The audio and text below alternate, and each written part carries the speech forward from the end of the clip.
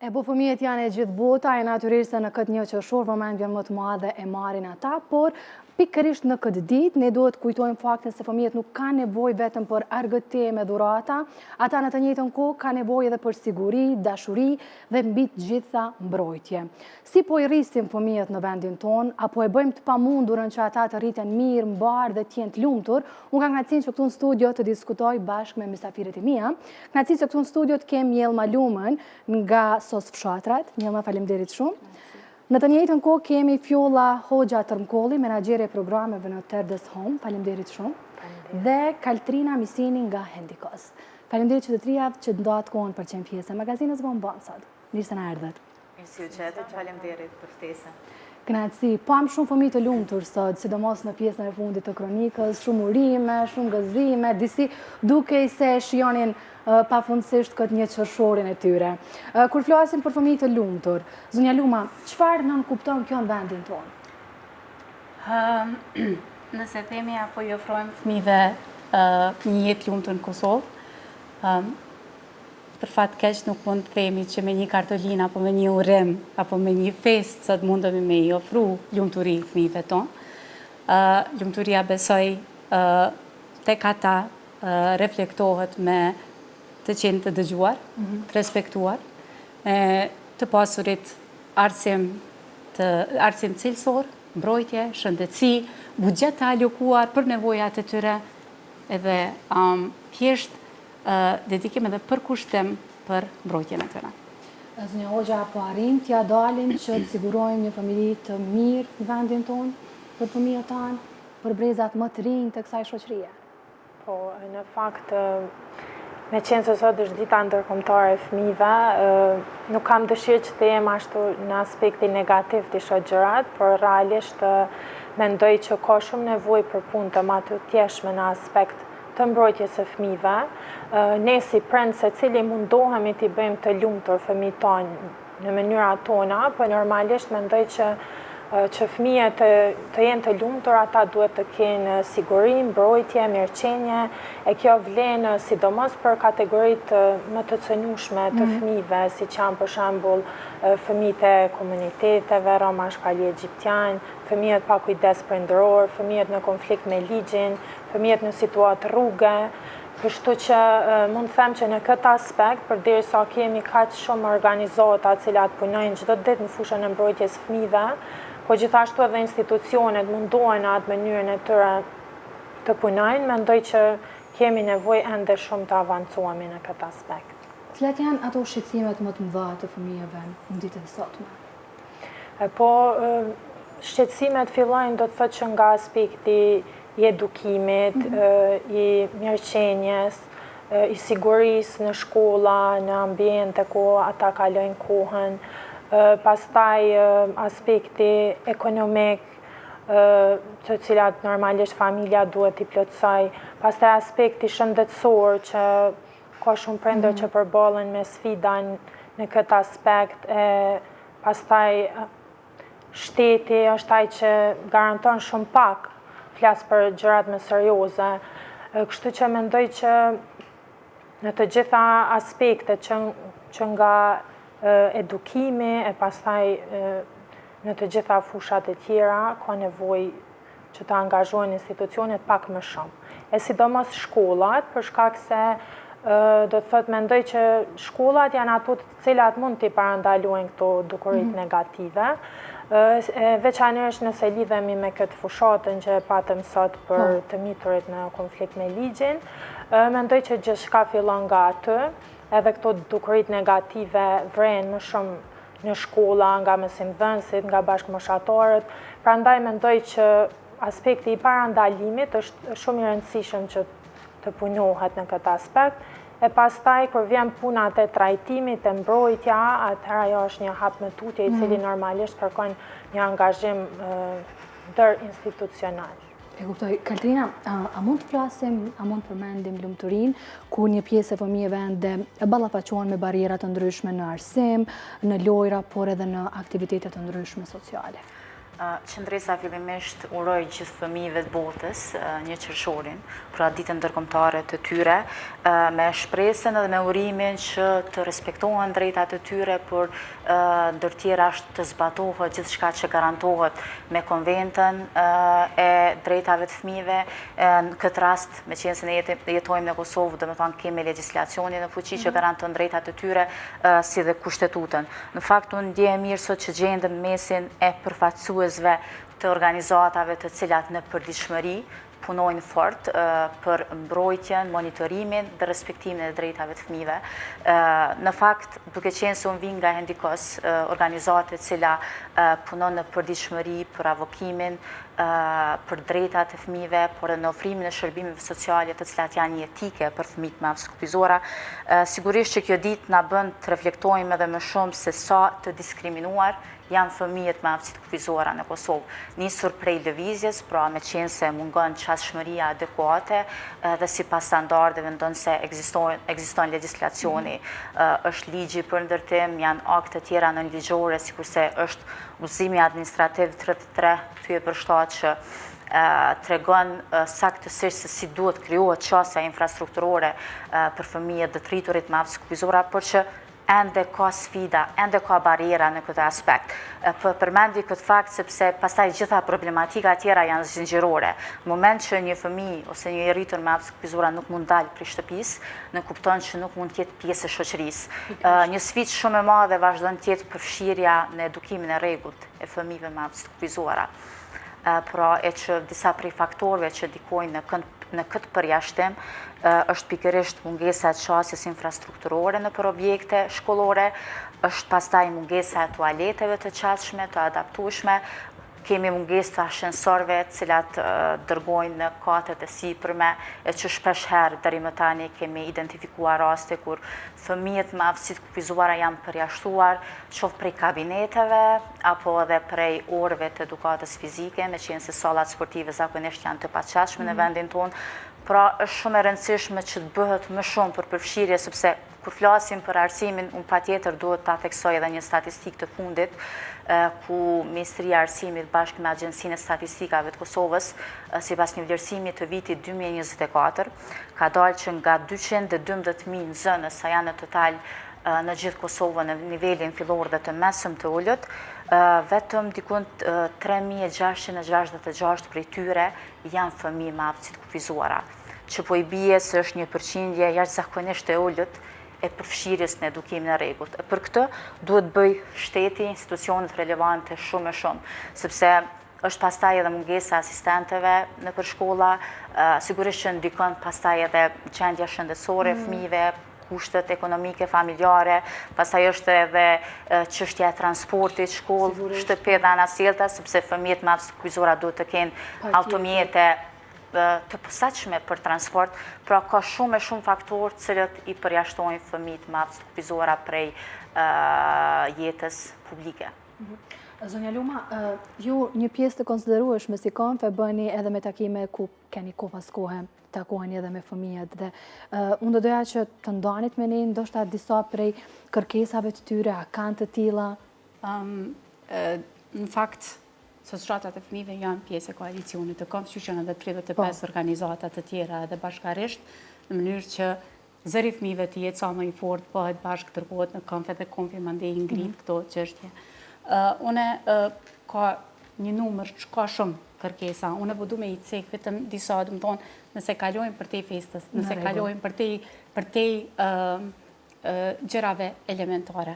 Po du me undalë për shembull tek dhuna në shkolla, një diçka që ka dalë prej fëmijëve, vetëm sipas statistikave që janë bërë nga OSK-ja, nga UNICEF-i, nga KOMFI, Karta e Vlerësimit dhe një numër i madh i hulumtimeve, diku rreth 72% të fëmijëve vetëm në muajin e fundit kanë përjetuar një formë dhune psiqike apo fizike brenda rrjetit të tyre familjar dhe shoqëror. Do të thonë 72% vetëm brenda muajit të fundit. Ndërsa 10 prej tyre i ekspozohen një forme më të rëndë të dhunës fizike, qoftë goditje në fytyrë apo çfarë do lloj tjetër. E pjesa tjetër që është edhe më shqetësuese që ka ardhur prej tyre, është që diku rreth 13% të familjarëve e konsiderojnë si dhunën si një formë e përshtatshme e disiplinimit. Që mandej kjo ju krijon tash këtë pasiguri, të cilën e marrin fëmijët në rrethin e tyre, pra po flasim 72 vetëm në muajin e fundit. Tash këtë pasiguri kur e marrin fëmijët e sjellin në shkollë. Dhe masandej aty e kanë atë pjesën tjetër, është pullizimi, është pjesa e situatave të palakmueshme në të cilat ata vendosen e që ndoshta jo gjithmonë kanë guximin dhe fuqinë me reagu që duhet me reagu që me imbrojtë të drejtat e tyre, apo mos me leju një padrejtësi e tillë t'ju ndodh atyre. Do thonë, ka kërkesa për, e thash dhe më herët, për edukim cilësor, ka kërkesa, është e nevojshme përfshirja e tyre në arsimim të hershëm, është e nevojshme përfshirja e tyre në arsimin gjithëpërfshirës, fëmijët në situatë rrugë, fëmijët me aftësi të kufizuara, fëmijët ku pjesa që mu më dhe ma shumë është fëmijët pa kujdes prindror. Do thotë, është e nevojshme përkrahja e shtetit për krejt, jo që nuk ka, sepse A është e mjaftueshme, zonja Luma? Si sës, do me thonë, apo në përgjithësi organizatat, sistemin qendror dhe lokal, qeveritar, i kemi partner strategjik, normalisht që bashkëpunojmë, por që përkrahja duhet të jetë shumë e madhe. Nëse flasim, fëmiria nuk mundet me u matë me një, nuk është afat shkurtër. Nuk mundemi me prit përveç përkrahjes institucionale, mungon edhe qëndrueshmëria financiare, të cilën e ballafaqohemi të gjitha organizatat me këto. Do thotë, një fëmijë nuk mundemi, do me thonë, fëmiria nuk mundet me u matë me një pasiguri të tillë nëse do të kemi fonde apo jo vitin tjetër. Nëse ne si shoqëri e themi që fëmijët janë prioriteti jonë, atëherë ajo duhet të reflektojë edhe në pjesën e përkrahjes institucionale që duhet ta marrim. Sa i përket fëmijëve pa kujdes prindror, pra po kthehen aty ku më dha mu pak më shumë. Shteti është kujdestar ligjor. Edhe normalisht që shteti jonë ka ndërmarrë hapa të konsiderueshëm në deinstitucionalizim dhe në reformimin e politikave. Por strehimi familjar, kujdesi alternativ, ka nevojë, nuk është e mjaftueshme ajo që ata e kanë për me i përkrah në mënyrë të denjë fëmijët të cilët janë kategoria më e cenueshme e shoqërisë tonë. Dhe mandena, do me thonë, e kemi moshën 18+. Fëmijët, kur e hupin kujdesin prindror, në momentin që i mbushin 18 vjet, ne i themi, ose shteti thotë, okej, tash je i rritur, tash i ki 18 vjet, vazhdo e jetën tënde, edhe bëhu i pavarur. Në anën tjetër, ai është fëmijë pa kujdes prindror. Do thotë, duhet me përkrah në punësim, duhet me përkrah në akomodim, duhet me përkrah në shumë format të tjera, në mënyrë që pastaj ai të bëhet kontribues i denjë i shoqërisë tonë. Edhe jo veç me lëshu ashtu. Don ka forma të ndryshme që duhet me u përkrah, jemi të shku hapave të dur, por normalisht që gjithmonë ka nevojë ka vend për përmirësim. Unë dua që bashkë të ndajmë dhe disa të dhëna të një shkolle në Prishtinë, ku është bërë një ankesë, sidomos për klasën 7, 8 dhe 9, ku sipas kësaj ankese, çdo i 4 nxënës përdor duhan ose vape. Si e vlerëson këtë, zonja Hoxha? A është alarmante kjo, që një nxënës i klasës 7, 8 dhe 9 të konsumojë një gjë të tillë? Po, në fakt është shumë shqetësuese. Ne edhe gjatë punës tonë që bëjmë me projekte specifike në shkolla, kemi vret këto dukuri, po edhe vazhdimisht gjatë kontakti që kemi me mësimdhënësit, janë diçka që raportohet edhe që i shqetëson edhe ata. Në fakt, kjo është diçka shumë shqetësuese për faktin që këta të mitur në të ardhmen mund të bien në konflikt me ligjin edhe të kryen vepra më të rënda penale. Pastaj mund të bën recidivist edhe pastaj ka shumë, do të thotë, probleme të cilat ndikojnë pastaj që gjithë jeta e tyre të shkojë me sfida, me probleme edhe kur të bëhen të rritur. Ajo çka duhet bërë në këtë aspekt, mendoj që është një bashkëpunim më i mirë në mes të familjes, të shkollës, të qendrave për punë sociale, tash varësisht prej veprave që kryen apo prej dukurive që kemi të bëjmë, kemi edhe institucionet përgjegjëse. Mirë po mendoj që në radhë të parë është aspekti i komunikimit edhe bashkëpunimit në mes të fëmijës edhe të prindit. Për shkak se mendoj që nga njëherë më shumë rëndësi po ju kushtohet gjërave materiale, plotësimit të dëshirave të fëmijëve në aspekt material, se sa në aspekt të kohës kualitative, të komunikimit, të ndorjes së shqetësimeve me fëmijët. E mendoj që kjo është thelbësore. Pastaj ne si organizat me Ministrinë e Drejtësisë patëm hartu një udhëzim administrativ që është për të miturit në konflikt me ligjin në moshën e përgjegjësisë penale, ku edhe këtu do të thotë rekomandohet trajtimi secilit rast individual përmes tryezave për menaxhimin e rasteve, ku preferohet që të takohen institucionet, të diskutojnë rastet varësisht për veprave që kemi të bëjmë. Po edhe në këtë aspekt kërkohet ma shumë punë nga ana institucioneve që të implementohen ato që janë bërë, ose për shembull udhëzimi për drejtësinë miqësore për fëmijët në procedurë civile, penale, administrative, është diçka që është shumë e mirë dhe është në përputhje edhe me standardet ndërkombëtare, me interesin më të mirë të fëmijës. Po për shembull nëse i shohim gjyqtarët, prokurorët në Kosovë në praktik, mendojmë që ka nevojë që të ngriten kapacitetet e tyre në aspekt të implementimit të drejtësisë miqësore. Zonja Hoxha, ne për këtë pjesë do të flasim vetëm pas pak në mënyrë më të detajuar, por fillimisht unë do doja që të ndjekim bashkë deklaratën e zonjës Donjeta Kelmendi, drejtoreshës së Kombit.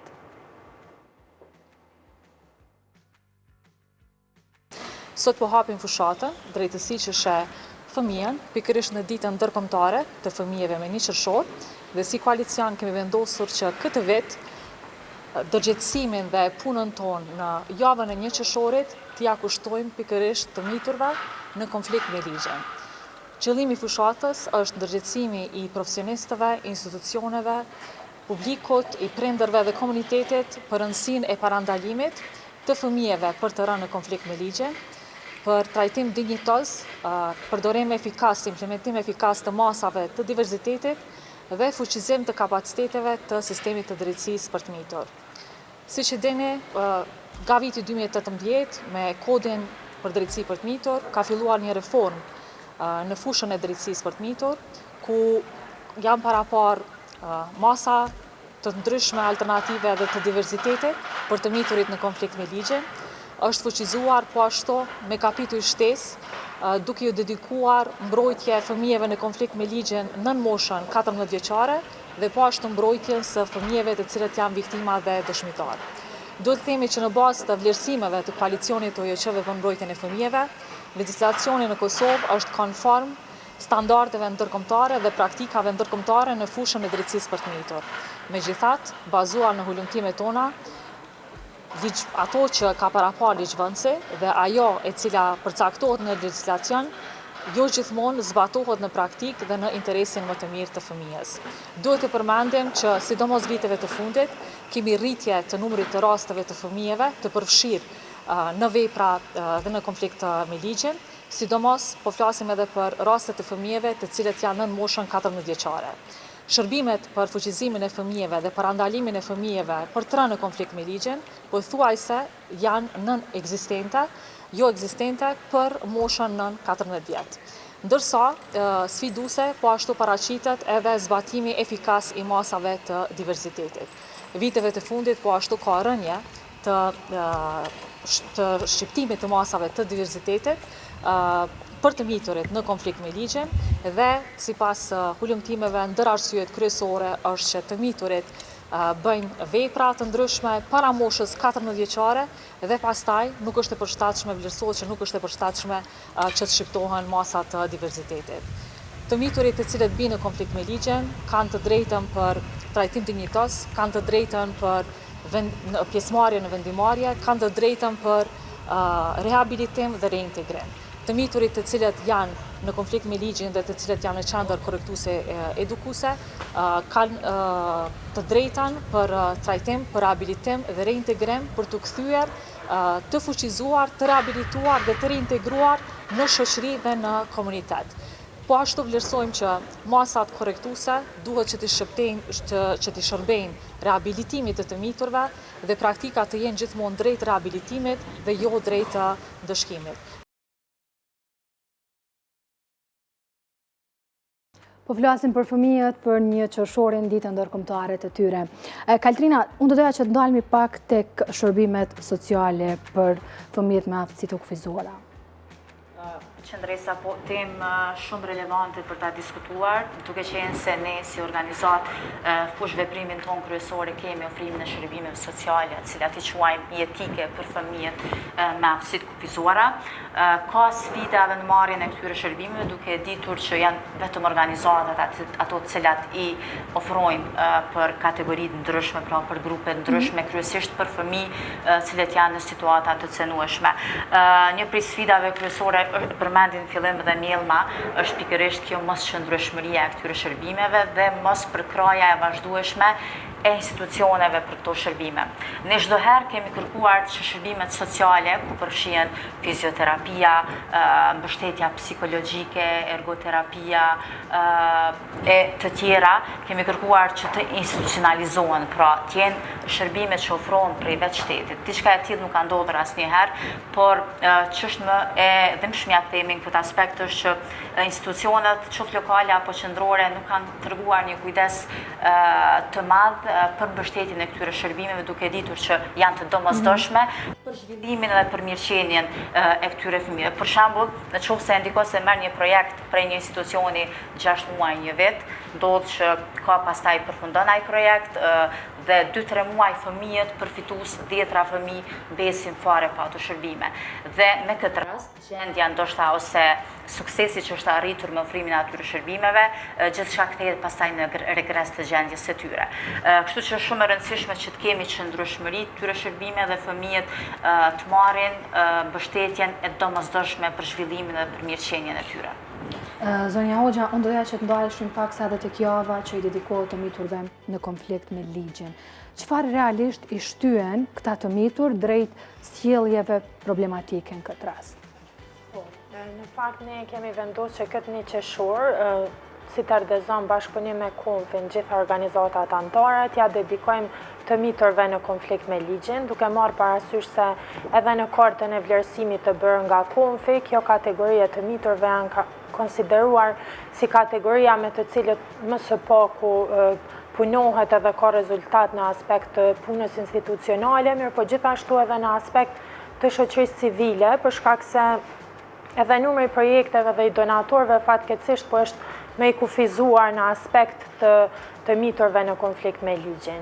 Kjo po ndodh për shkak se shihet zakonisht numri i të miturve të dënuar, që në fakt kjo nuk është një matës që tregon që nuk kemi problem, për shkak se do të thot numri i të miturve në kontakt me ligjin është gjithmonë në rritje. Gjithashtu nga raporti i fundit është vërejtur që edhe mosha e kryerjes së veprave penale është më e ulët tash se sa që ka qenë në vitet paraprake. Kështu që kjo tregon që duhet të bëhet shumë punë parandalim, pastaj gjithashtu edhe në punën e institucioneve. Ne sot e kemi hapur me këtë aktivitetin drejtësi që shef fëmijën, i cili i dedikohet, a instalacioni u dedikohet profesionistëve, në mënyrë që ata çdo ditë kur kalojnë aty te pallati i drejtësisë ta shohin edhe të reflektojnë. Për shkak se, për shembull, masat e diverzitetit, janë 16 masa diverzitetit në kodin e drejtësisë për të mitur, e ato po shqiptohen tepër pak. Kur është bërë kodi i ri, janë shtu edhe 8 masa të reja me qëllim që do të thot të ketë më shumë hapësirë për drejtësi restauruese, për socializim, reintegrim të këtyre të miturve, por në praktik prokurorët nuk është që i shqiptojnë shumë këto masa. E kjo pastaj tregon që në realitet nuk është duke u ndërmarrë veprimet e duhura në aspekt të drejtësisë restauruese, për shkak se fëmija nuk duhet të shihet vetëm si kryerës i veprës, ai duhet shihet për te asaj vepre. Prandaj është vendosur që fushata si slogan të ketë drejtësi që sheh fëmijën, në mënyrë që të shihet për te asaj, për shkak se fëmijën gjithmonë në një farë mënyrë ai është viktime rrethanave të cilat e sjellin deri te rënja në kontakt me ligjin. E këto janë për shembull familja, e cila mund të ketë probleme, mund të ketë dhunë në familje, mund të ketë për shembull prindër të divorcuar që ndikon shumë tek mënyra se si një fëmijë ndihet, pastaj është faktori i edukimit, për shembull braktisja e shkollës ose varfëria, lëmoshkërkimi. Po këta do të thotë si faktor të rrezikut që konsiderohen, zakonisht janë të kombinuar. Nuk është për shembull arsye rënies në konflikt me ligjin vetëm ndarja e prindërve ose vetëm mosvijimi i rregullt në shkollë, por kur kombinohen këta faktorë të rrezikut, pastaj ndikojnë që fëmia të bien ndesh me ligjin edhe të ketë probleme. Zonja Luma, po çfarë duhet që ne të bëjmë si komunitet në mënyrë që këta fëmijë, këta të mitur, të mos etiketohen shumë? Të mos mbeten të etiketuar konkretisht? Ne, si organizata, të gjitha organizatat, punojmë jashtëzakonisht shumë në ngritjen e vetdijes, fillimisht të popullatës, në mënyrë që të gjithë fëmijët të ndjehen të barabartë, të gjithë fëmijët, që asnjë fëmijë të mos mbetet i vetëm, edhe asnjë fëmijë të mos jetë pjesë apo të mos mbetet jashtë sistemit të mbrojtjes. Në fakt, thjesht duhet të punojmë hala më shumë, duhet të kërkojmë edhe nga institucionet ndihmë edhe më të madhe, sepse kostoja e mos investimit në një gjatë të tillë është shumë e lartë se sa kishte me kushtu nëse kishim investu në mbrojtjen e fëmijëve. Prandaj, duhet punojmë në bashkëpunim, ne jo që nuk po punojmë, por duhet të i shumë fishojmë përpjekjet për me punu në mënyrë që të gjithë të jemi mbrojtës të fëmijëve dhe të kemi një sistem sa më gjithë përfshirëse dhe sa më të mirë për të gjithë fëmijët, sepse ne duhet të jemi ata që punojmë aty ku familja dhe shoqëria kanë të shtu. Nuk doja që ta përfundoj këtë bisedë, pa ju pyetur edhe për këtë çështje. Gjatë fushatës zgjedhore kemi parë politikanë të rrethuar nga fëmijë, duke i përfshirë ata në tubime, fotografi, e besa edhe në video. A duhet që realisht fëmijët të jenë pjesë e një fushate zgjedhore? Kaltrina? Qëndresa sigurisht që jo, në fakt gjatë ditës së djeshme pam një rast se si një fëmijë është implikuar në një aktivitet zgjedhor, ishte në vushtri rasti, gjë që është me të vërtetë për tu dënuar, në fakt për tu gjobitur, sepse janë institucionet relevante të cilat duhet të monitorojnë gjitha aktivitetet zgjedhore, që është KQZ-ja, pastaj edhe kur kemi të bëjmë me mediat, KPM-ja, e cila duhet të monitorojnë media se çka po plasojnë dhe sa po mbrohen fëmijët në këtë rast. Me të vërtetë është për keqardhje dhe mirë që pati edhe reagimet shumëta dhe prej organizatave të cilat mbrojnë të drejtat e fëmijëve, sepse fëmijët asesi nuk duhet të shfrytëzohen për qëllime të tilla. Fëmijët sigurisht që e meritojnë dhe kanë të drejtën që t'jenë edhe vendimarrës dhe kërkues, pse jo dhe ndaj politikanëve, për të respektuar dhe për garantuar drejtat e tyre, por jo për të shfrytëzuar në situata të tilla.